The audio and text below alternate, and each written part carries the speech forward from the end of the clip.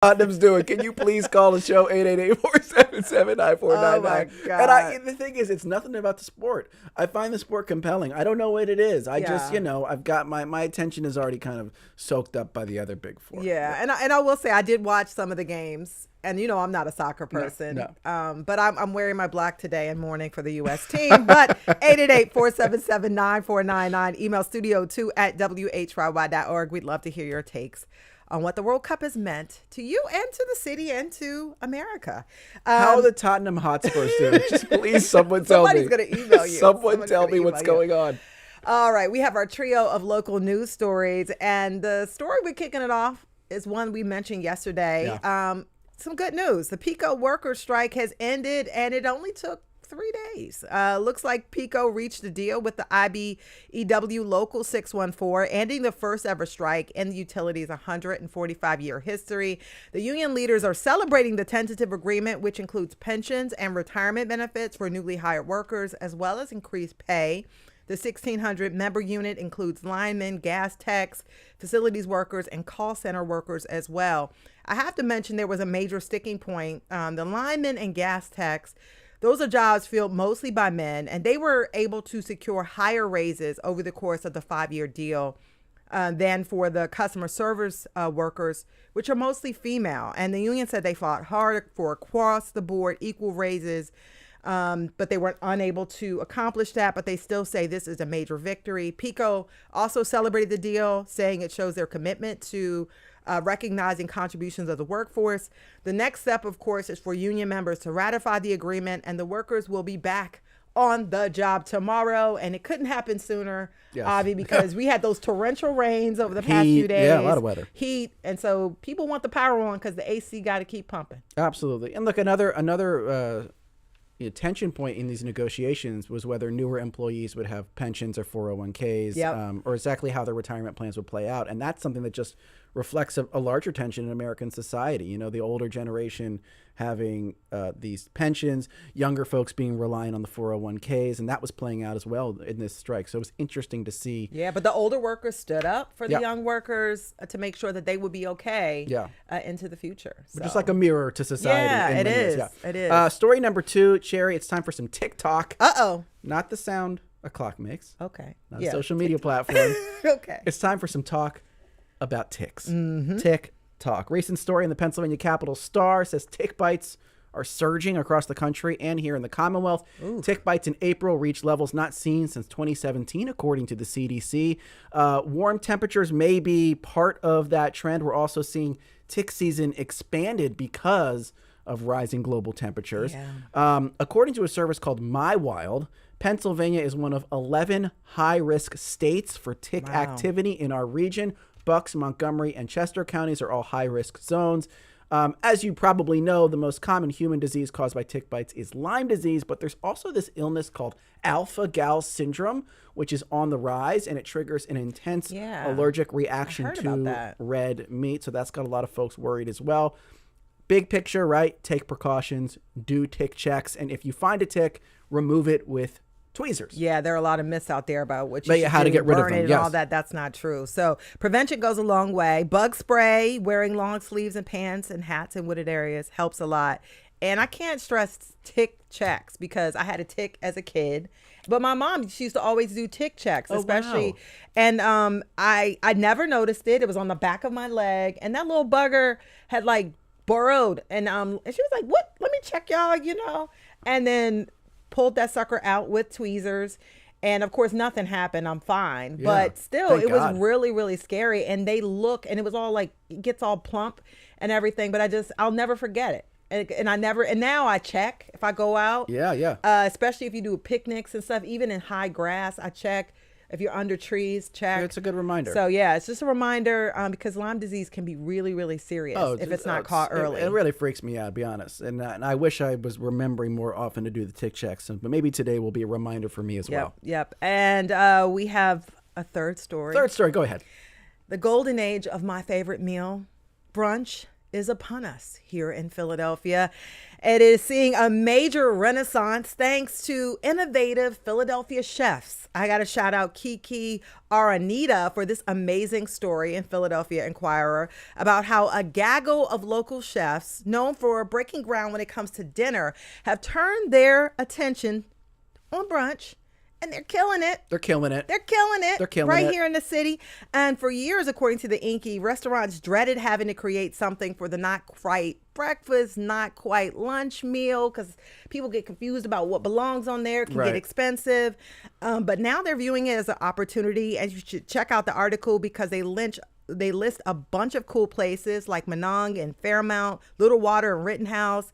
They have things like Wingco, cassava and coconut pancakes at Rice and Samble in South Philly. Sounds good. Yeah, and they are purple. Okay. So if you like a little unique, brunch, there's that. Also sourdough pancakes at Dance Robot. And I got to shout out some of my low key spots. Silk City on Spring Garden. And if you like something a little more upscale, there's Amina and Northern Liberties or Love in Rittenhouse. And I have to say, I just love brunch. You love it. I love brunch. It's like my favorite meal. You got to get like a shirt that says the Brunch Bunch or something. You really love brunch. I love brunch. And so it got me to thinking, so what are your favorite brunch meals? I keep it basic. I go with probably an omelet, home fries, toast, the classic trio. Okay. But if I was going for a more adventurous brunch option, I do love dim sum. Okay. I find dim sum really to be delicious. Okay, I like that. That's good because you can pick anything. You can go breakfast, you can go lunch. What's your brunch thing? I'm gonna go. I love a good omelet with a salad though, because I gotta mix it up. And I have to have a biscuit with that, and then I have to have a blood orange margarita. This is pretty specific. Oh yeah. I love an omelet, a salad, a biscuit, and a blood orange? Orange margarita. Not an orange margarita. It's gotta be blood orange. I need a drink with mine. Yeah. And then if I'm going a little simpler, I'll go with some Prosecco and a breakfast burrito. So I think that's fish and grits. That too. I gave our producer so many things. Yeah. You forgot what your favorite was. Fish and grits. So love it. I do feel like there was always so I feel like the chef community and the foodie community likes to look down on brunch. They see it as kind of basic. And the idea was that what chefs do is to kind of take all the scraps, throw them in some eggs, call it brunch. Yeah, but that's not what we want. And I think what the article was saying is that the chefy types are starting to take it more seriously and really crafting brunch menus, which I appreciate. And they're elevating the meal of brunch, and I'm here for it. But maybe they'll elevate it in a way you don't like because you like the old brunch. I like all brunch. I'm willing to lean in and go for something new. Like bring it to me. As an old brunch devotee, could you be convinced to like new brunch? I could. I want some sourdough pancakes. New brunch. I'll go with it. New brunch is better than new Coke, folks. That's right. Let's do it. All right, we're going to talk about soccer today on the show. Get your soccer thoughts in, 888-477-9499, studio 2 at WHYY.org. Don't go anywhere. We kick off in a moment.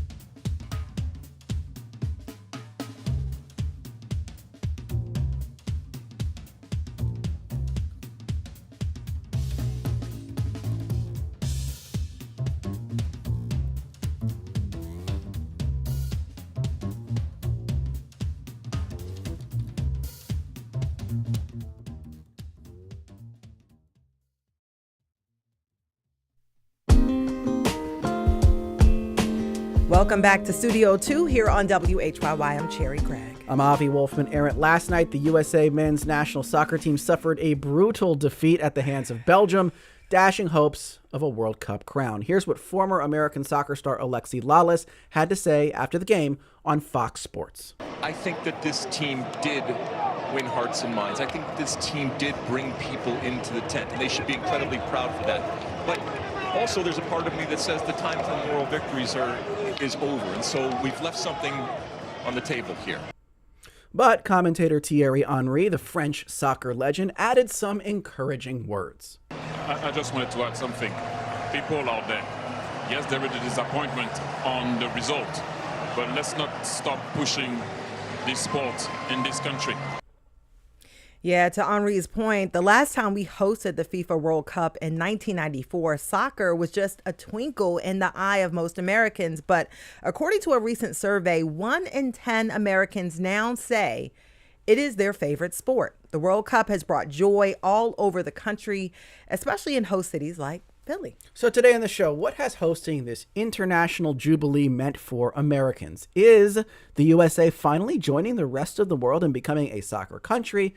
Or will politics off the pitch overshadow the tournament? To tackle all of that, we're joined by 2 diehard soccer fans. And joining us via Zoom is Alex Shepard, senior editor of The New Republic and co-creator of Golden Goal, a single-issue magazine about the 2026 FIFA World Cup.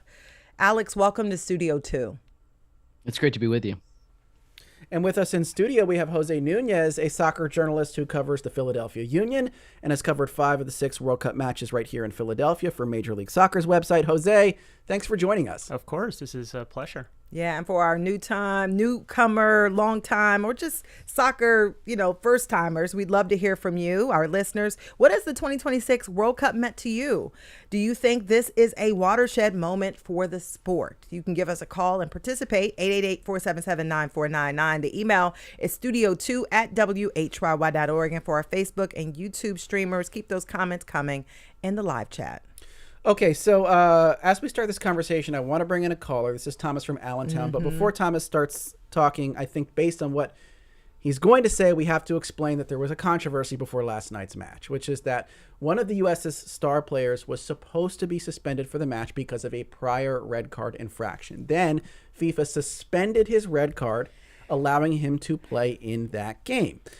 We know that President Trump talked to the head of FIFA in the period when this decision was made. We don't know that his intervention is what caused FIFA to suspend the red card and allow the player to ultimately perform last night. But that sets us up, I think, for Thomas's call. Thomas from Allentown, you're on Studio 2. What's your question or comment to start us off this hour?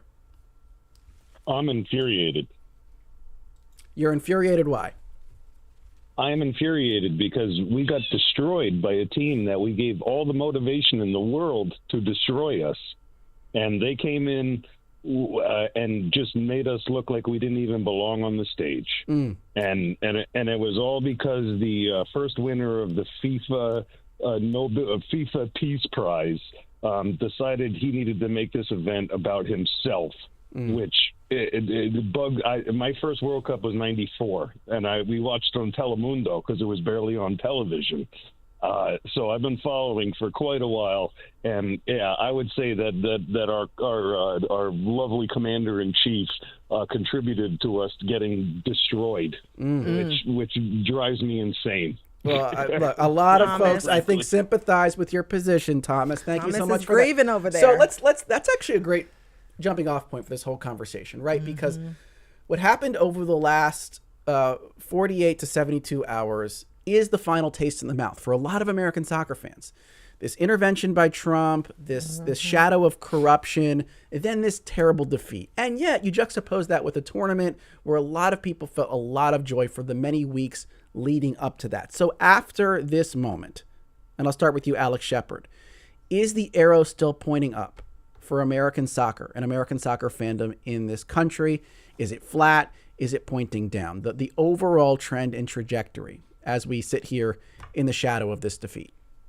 Oh, I mean, I think it's absolutely pointing up. I think that there's very little to feel good about. I think both for the reasons that the caller just mentioned just now and the performance on the field. I think those two things were probably related. But I think for me, what I think about is the 2014 game against Belgium, where this team dramatically overperformed against a very good Belgian team that includes some of the same players that played last night. And this team underperformed against the same Belgian team. But the difference between those two teams in 2014 and 2026 is just incredible. I think this is still the most talented team that the U.S. has ever put out there.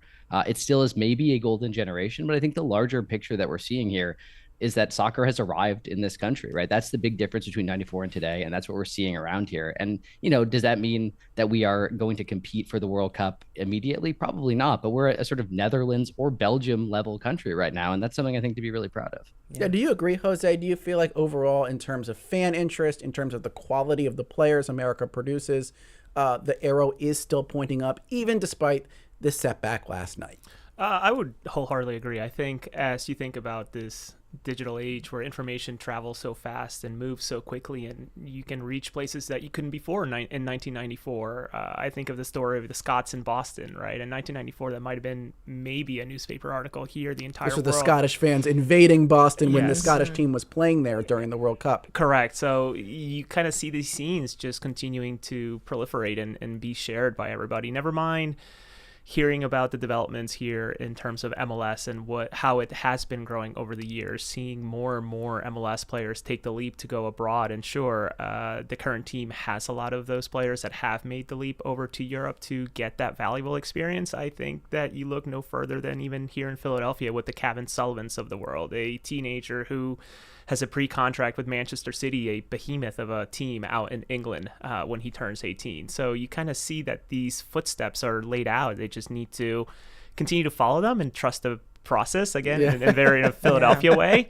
But to be completely fair, I think that unfortunately for the next 4 years, a little bit longer than that, the first thing that people will remember about this U.S. men's national team will be the last 72 hours. That's the sour taste that it's left in everybody's mouth leading into the 2030 World Cup.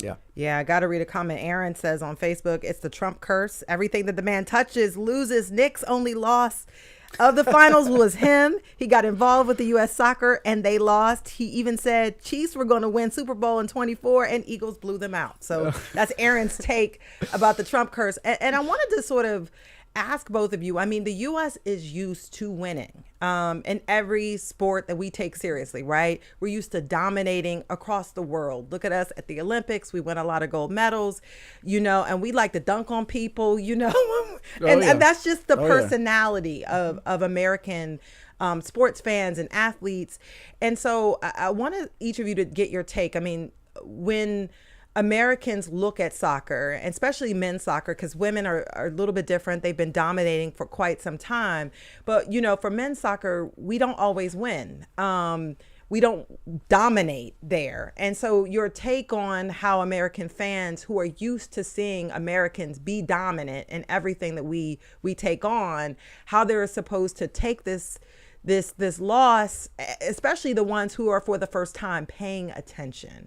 And we'll start with you here in the studio. Yeah, it's a process again. Yeah, it's a tournament that comes around every 4 years, I should say, and it's sacred. And only one team can win it. And now that you have an expanded tournament with more teams being involved, it becomes that much more difficult. And sure, the U.S. went and beat some good teams in Paraguay as well as Bosnia. But the reality is I believe it was Thierry Henry who said it, there are some serious levels to this. The U.S. just needs to understand that they're sort of still adapting to the game, right, in terms of how they can compete and how they can develop.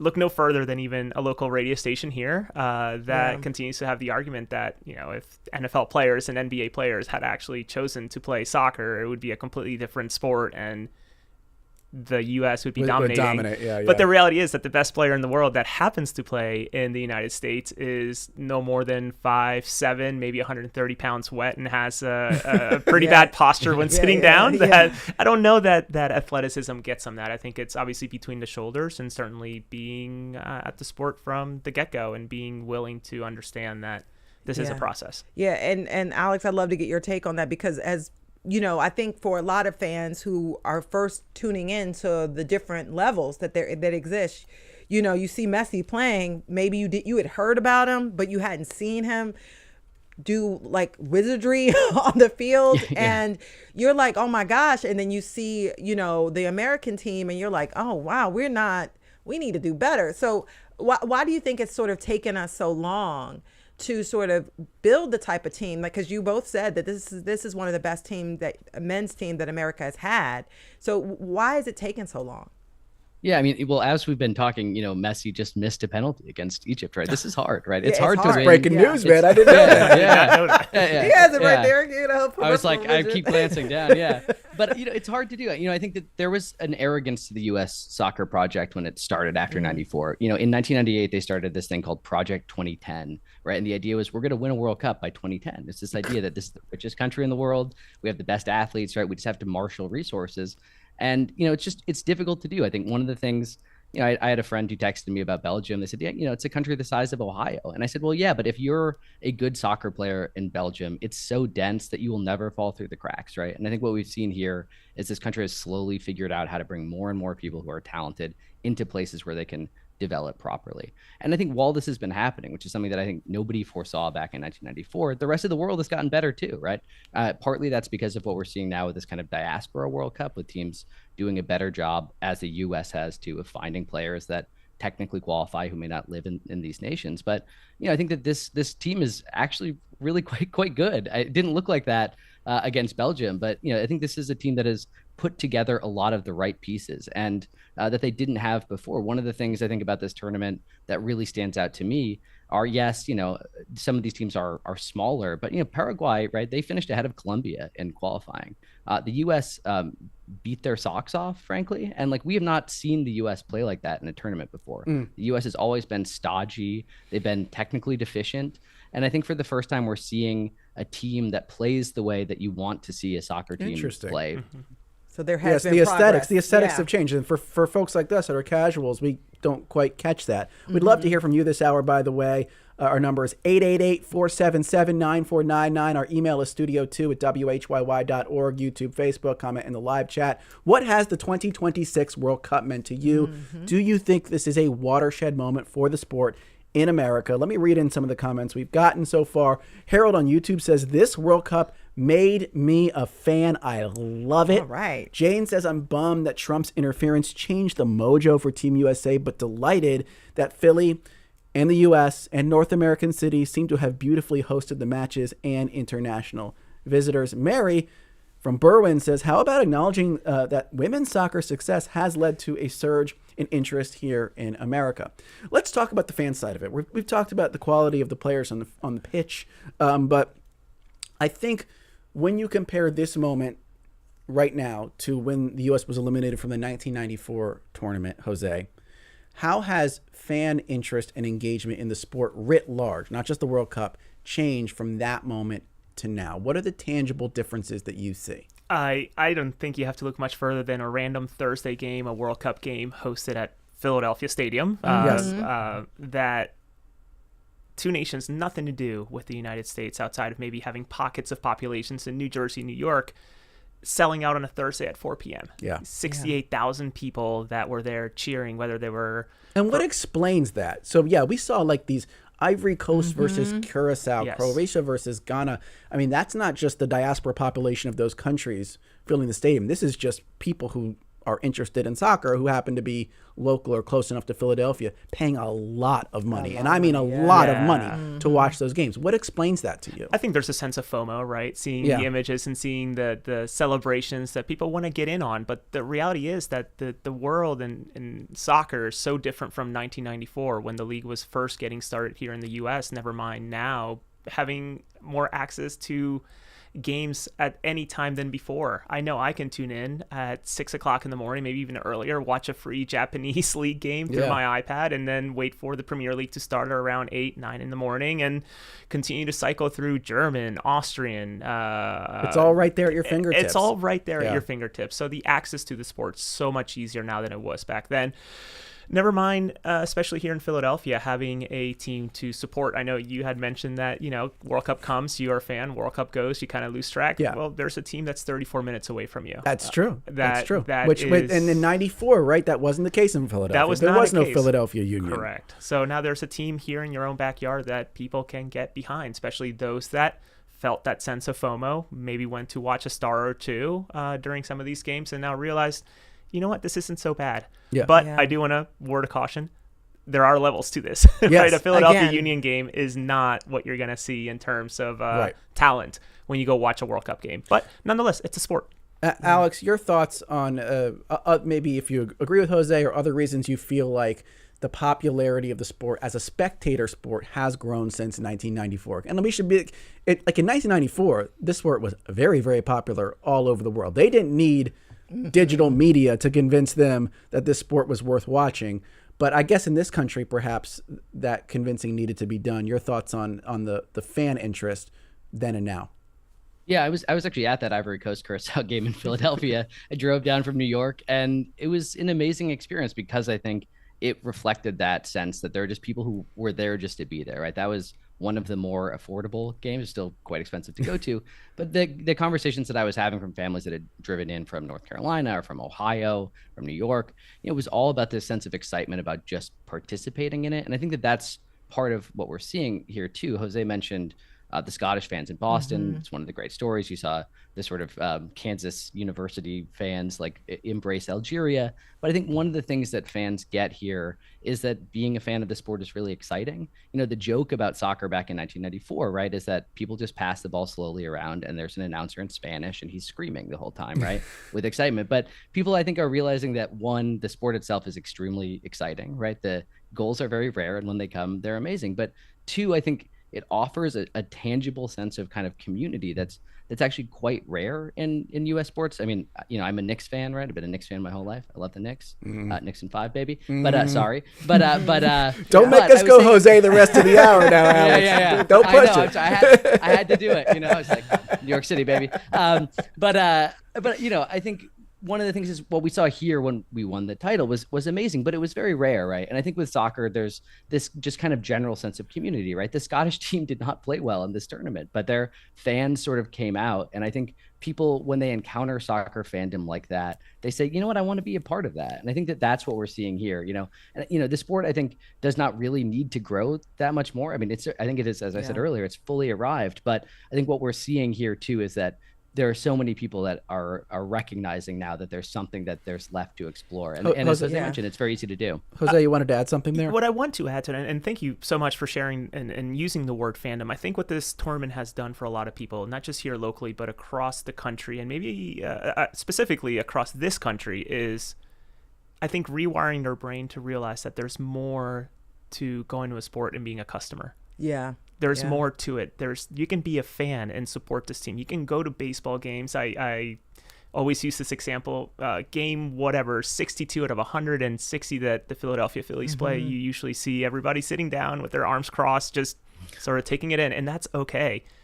But if you watch Japanese baseball or Ecuadorian baseball or even the World Baseball Classic that just happened this year, there are drums. There's people just getting exciting, dancing, and just being fans rather than solely customers of the sport. And I think that's what this tournament has done, just rewiring the brain of what those it marches can mean. they did to the stadium. Yes. The fan groups would march to the stadium, and I said, "Oh, that's different." Like I don't really quite have it. Maybe tailgating sort of equivalent for a football game, but it was different. That's a good point. Go ahead. Chance. It just seems so much fun. By the way, we'd love to hear from you. What has the 2026 World Cup meant to you? Do you think this is a watershed moment for the sport? 888-477-9499. The email is studio2@whyy.org, and our Facebook and YouTubers, keep those comments coming in the live chat. Anthony says, this has been a magical World Cup on the field, with the exception of last night's difficult match. No other sport brings people from all corners of the planet together at a team level. Games like England versus Mexico or Cape Verde versus Argentina. I actually watched the game. They were incredible games. I was at the Ecuador upset of Germany, and a professor from Quito was next to me with his 11-year-old son. He was crying at the end. I also want to talk about a little bit about social media.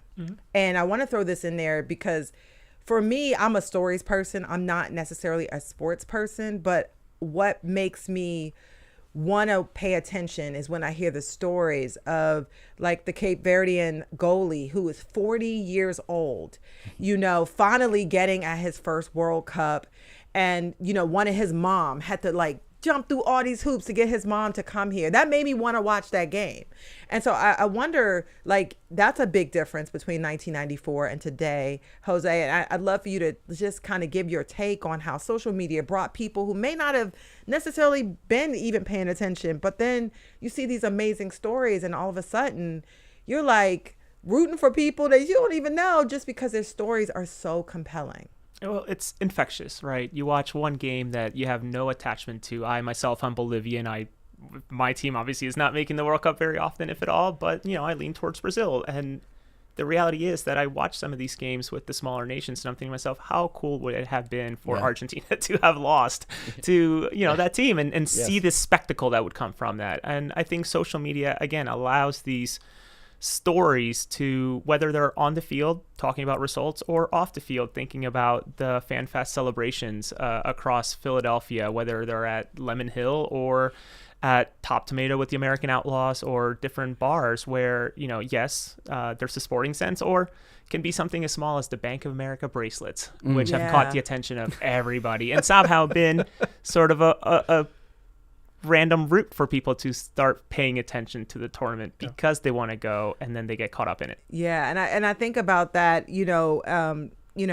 Alex, as social media sort of bringing stories, humanizing people, and then it kind of separates us from the politics, because a lot of people have been afraid that given the state of the world, with our country being at odds with so many other countries and even with our allies, that would impact how fans viewed their trips to the U.S. for the World Cup.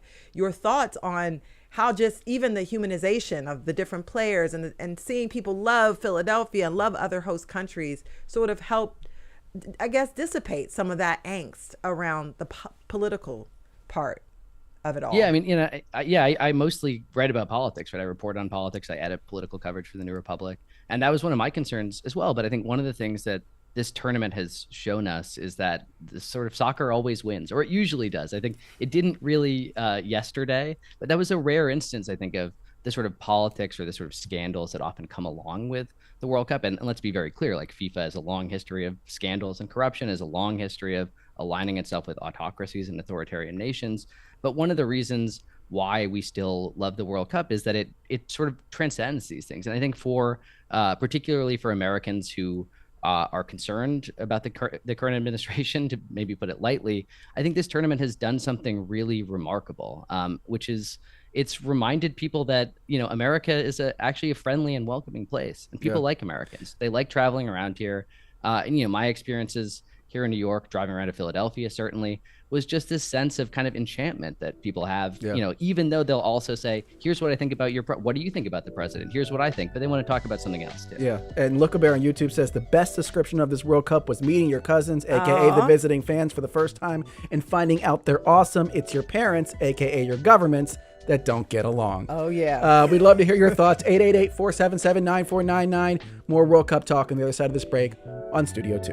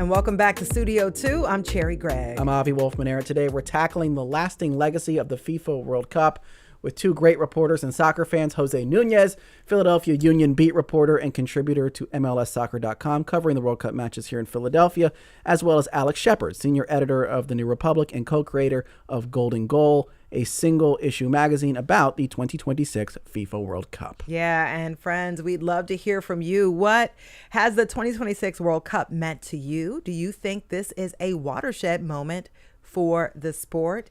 You can give us a call, 888-477-9499. The email is studio2@whyy.org. And if you're watching on YouTube or Facebook, keep those comments coming on the live chat. Camillagen on YouTube says, this World Cup has brought back the sense of social gatherings on weekdays, something that's felt extinct since COVID. I love that as well. That's an interesting point. Yeah, and we have a caller on the line. Kate from New Jersey is on the phone. Kate, you are on Studio 2. What's your question or comment? Thank you. In the late 1960s, I was a student at St Andrews University in Scotland, and on my day off, I thought I'd go up to see what Aberdeen looked like. So I got on the train, and on the train were 6 young guys sitting together in a compartment. So as I walked by, they kind of gave me a smile, and I said, what do you all do? And they said, we're the Hearts of Midlothian. I said, what's that? And they said, she doesn't know what we are. They were the team for Scotland. And they were on their way to play a match in Aberdeen. So they said, well, you have to come with us and we'll fix you up. So they gave me a free pass and let me meet with them after the match.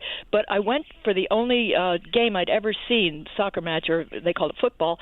It was thrilling. I couldn't believe it. I was thrilled. Everybody was going wild in the stands. And I thought, why doesn't America know what this is? And now they do. Wow. Yeah, great story. That was great. One of the themes of the tournament seems to be people love Scottish people. They do. And I've never been to Scotland. I don't know anything about it, but let me read this sort of a more pessimistic comment from Ellen on YouTube. The pricing of the matches in Philly really turned me off from all of it. Yeah, it was pretty darn expensive to go. John on YouTube says, here's my big question. Now that we love soccer, when will we get on board with the metric system? That's a bridge too far. John. I do want to talk, because when we talk about the popularity of soccer as a spectator sport in this country, we talked about there being levels to how good the men's team is competitively. I think there's levels to fandom too. And I do feel like there is a fundamental hurdle that soccer faces, which is that if you're a baseball fan in this country and you live in Philadelphia, we all like the Phillies, and we talk about the Phillies, and you can just go up to your neighbor and be like, hey, did you see that Phillies game the other day? Everyone knows it's a common language, right? It does feel like the soccer fandom experience, because of the digital nature of it, the international nature of it, is a little like diffuse and scattered, and there isn't one particular team that becomes like has like the gravity to be like the civic talking point, the way the Phillies, the Eagles, the Sixers, and the Flyers are. Jose, is that possible with the Union, or because MLS is considered an inferior league to the English league or the Spanish league, it will struggle to ever reach that kind of level, that if that makes sense? I think one thing to keep in mind is that I think some listeners, and even me here in studio, I think I have still pairs of pants that are older than the Philadelphia Union. Sure, it's very new, yes. And I think some listeners may even have the same type of equipment that might be older than the league, right? It takes time. This is a league that's 30-odd years old and a team that's 15, 16, 17 years old. Yeah. So it's still very, very young in terms of the comparison of teams in England that have been around for 100+ years, or even teams in South America that are stadiums are not stadiums to them. Stadiums are cathedrals. Stadiums to them are places where something magical happens every single weekend from the crib onwards. They see the colors. They understand the colors. As a South American, I think about Boca Juniors or River Plate out in Argentina and the fierce rivalry.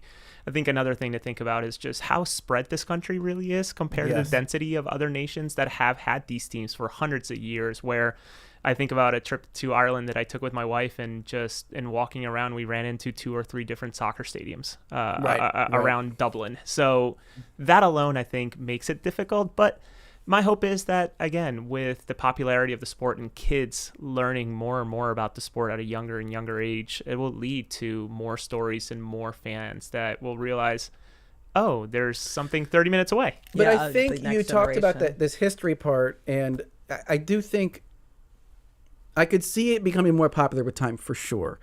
I think the hurdle, though, is that Americans are very unaccustomed to following closely a league that is not considered the best league in the world for its sport. And it's hard to see MLS ever being that. So I guess in that context, Alex, do you think soccer could have that unifying civic effect in off World Cup years in this country the way the Knicks have in New York?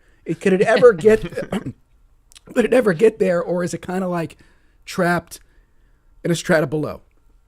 Yeah, I mean, thank you for pandering to me, by the way. I think one of the things though is that if you want to watch an American play at the highest level, right, you can watch Serie A. You could watch Christian Pulisic play at AC Milan. You could watch Weston McKennie play at Juventus, right? There are any number of American fans that are playing in the Premier League right now. I think one of the tricky things for U.S. soccer fandom is just how diffuse it is. I kind of bristle sometimes when we talk about the youth of American soccer fandom, even though it's largely true. But, there are Latino communities, particularly on the West Coast, that are very large, that have been following soccer very closely. It just happens to be, usually the Mexican Soccer League or La Liga. And I think, one of the tricky things here, I think, is do we use MLS as the sort of grade stick for how we're progressing? And I think, MLS has gotten a lot better. But one of the reasons why I think we finally started actually progressing over the last 20 years or so is that, for the first 15 years of its existence, basically, the MLS was the be all and end all of American soccer. Building that was what mattered. Keeping Americans there was what mattered. And I think what we've seen, more and more are Americans sort of outgrowing that when appropriate and finding their level abroad. And that's made the international team better, but it's made MLS stronger too.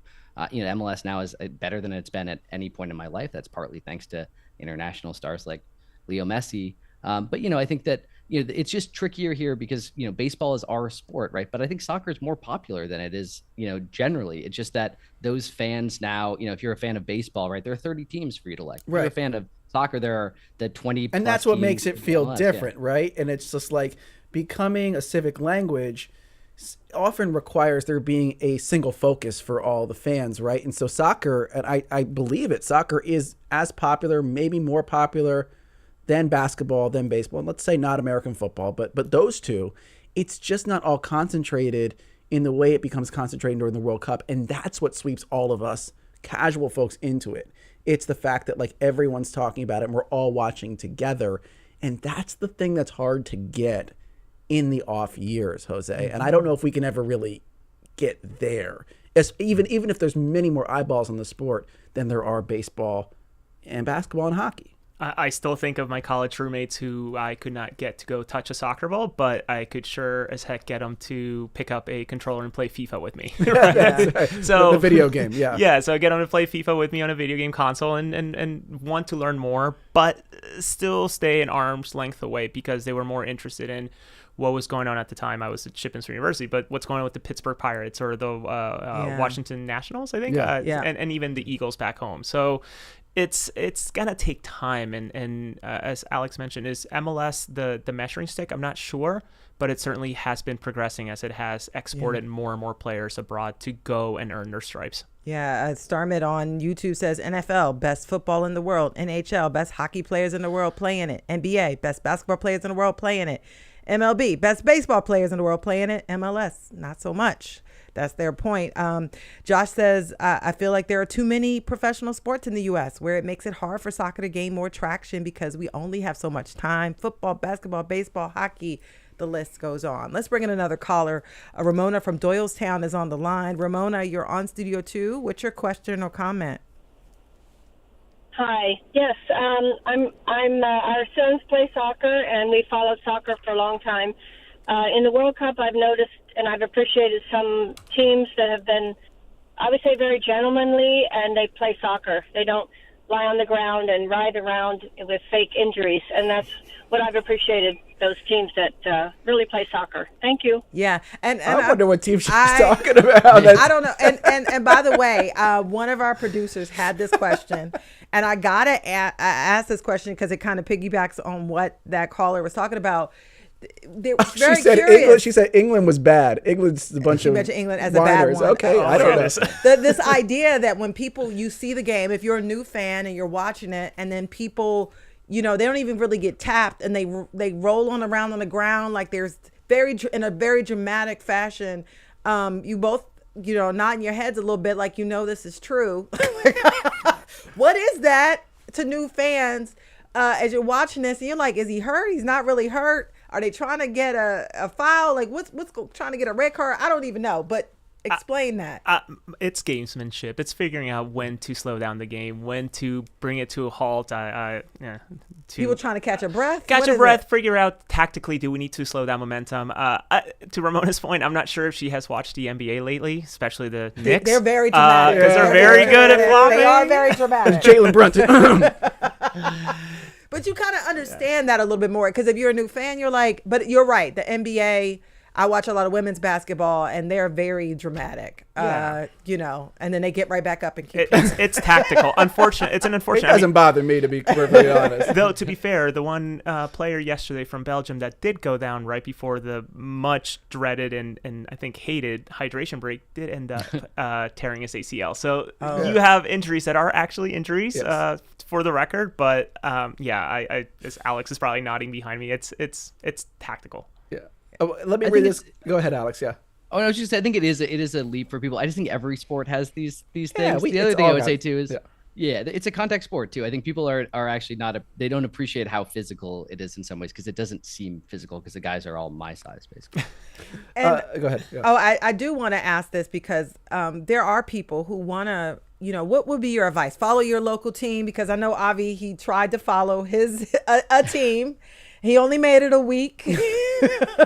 And this was like after the last World Cup. I mean, how do you sort of attach yourself to a team? Because, I mean, besides buying the cool swag or whatever, like, and you're like, what? I really love the World Cup. I want to have this feeling, even when there's not a World Cup in my backyard. How do you sort of like attach yourself to a team and make soccer your sport?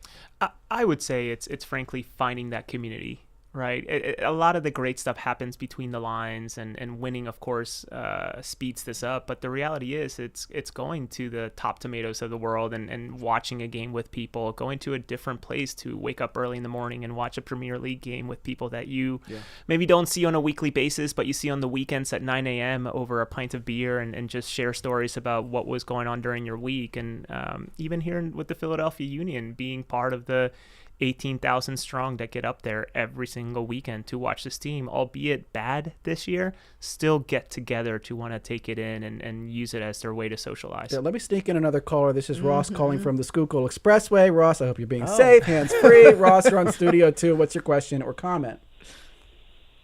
Comment is, I think we're missing the impact of two other outside factors. The women's national team being so dominant for so many years, and the popularity of the TV show Ted Lasso. Yeah. I think have really kind of brought it full circle where it's becoming very serious here in the States. Yeah, great call. Thank you, Ross. Yeah, the women's team, they've done a lot. Absolutely. You can't for overlook other that. women's sports, too. Absolutely. Greg says, I want to comment on the World Cup to talking about my point in the opening monologue. Most Americans won't pay attention for another 4 years. That's because local news barely covers the Union, let alone the MLS. Radio sports shows don't even mention football at all. I was talking about soccer there. The day after the U.S. beat Bosnia, the sports radio shows were all over the Sixers' big trade for a sport in its offseason. Fans can't support a sport in the U.S. alone. We need more coverage. Jose's on the case, by the way. Try my best. Let me ask you, as we get ready to wrap up, Alex, this is sort of a contrarian take on the whole Trump thing, but it struck me in the past that this is just a gut feeling that a lot of the American soccer fans leaned a little bit more like urban, liberal. Is it possible that the Trump effect here could be to broaden the sort of the demographics of who is interested in soccer, make the more conservative leaning sports fans more into the sport? Is that a growth area for American soccer potentially? Yeah, I mean, it certainly is, especially being a fan of professional soccer tends to code, educated professional class kind of person. Yeah. Or, one of the big problems with U.S. development soccer is just that it's so expensive to play for a lot of people. It tends to, the U.S. team is fairly middle class for the most part. I mean, I think one of the issues that we have in general is bringing in just different types of people, right? I mean, I find the endless conversation about if, Allen Iverson played striker, with the U.S. won the World Cup in 2006 to be very frustrating. But I think that, the issue is really that there are a lot of very good wide receivers that are playing at like MAC schools in Division II or something that we should be trying to bring through the pipeline. So whether those people are sort of MAGA coded or they're just in, what we would call like high school football places, right? Those are the kinds of people that you want to bring in. And I would say with the U.S. team, until the, debacle that began on Sunday afternoon, one of the things that I thought was really special about this team is that it was a team for everybody here, right? It wasn't just, it's always been an issue with Team USA, but if you wanted to get into this sport, if you wanted to have somebody to root for here, you could attach yourself to almost anyone on this team, regardless of where you were politically or culturally. Well, I have to add with this comment from Heidi, who says, I was introduced to Premier League soccer while living in London in the early 80s. I've been a fan since. It saddens me to see the American teams far behind some others in the world, but hope springs eternal, as any Knick fan knows. Good comment, Heidi. There's always hope. There's Alex Shepard, senior editor of the New Republic, co-creator of Golden Goal, a single issue magazine about the 2026 FIFA World Cup. Alex, thank you for your time today on Studio 2. Thank you. And Jose Nunez, Philadelphia Union beat reporter, contributor to MLSsoccer.com, covering the World Cup matches here in Philly. Jose, thank you so much for your insights today. Thank you both. And by the way, I was admiring all the swag of all, including you, Avi. Everybody was swagged out. I shout out to that. And by the way, I want to shout out our producers, Debbie Builder, Hazel May Bryan, Paige Murray Bessler, and our newest teammate, the one and only Ben Abrams. Ben, welcome to the team. Mike Schiffler is our visual producer. Al Banks and Tina Calicay engineered today's show. Our executive producer is Kevin McCory. From Studio 2 here at WHYY in Philadelphia, I'm Cherry Gregg. I'm Avi Wolfman. Aaron, thanks for joining us, and we will talk to you tomorrow. And tomorrow on Studio 2, is smoking cool again? Smoking rates in the U.S. reached historic lows just a couple years ago, and yet cigarettes are now lighting up pop culture. Nicotine products like vapes and Zyn are also exploding in popularity. Yeah, and considering all we know about the negative health effects, what's behind this renewed enthusiasm? And what are the consequences? That's coming up tomorrow on Studio 2, but first, we've got Here and Now. We'll see you on the radio tomorrow.